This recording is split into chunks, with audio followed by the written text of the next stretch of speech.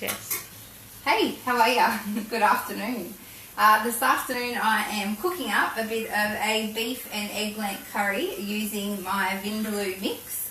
So I put a bit of a Mexican twist on it this afternoon, because often a lot of people don't realise in Mexican spice blends that you buy at the supermarket, they have a whole heap of preservatives, additives and fillers. So a lot of the time you're not actually getting many spices, you're just getting a whole lot of stuff that you don't really need.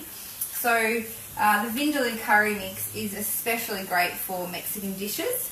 So I've just fried up some mint, some eggplant, some fresh tomato, and that's pretty much ready to go. It is also a great meal to freeze. If you don't eat it all, you can just pop it in a container, pop it in the freezer. And then I'm serving it today with some tomato, cucumber salad, a little bit of yogurt, corn chips. If you didn't like corn chips, you could even serve this with white rice or tortillas or tacos. But just another versatile way to use the curry powders and create a delicious and healthy meal without all of the preservatives and extras that you don't need. So if this recipe interests you, you can check out the link below. There'll be a link to the recipe, so try it out. Enjoy. See ya.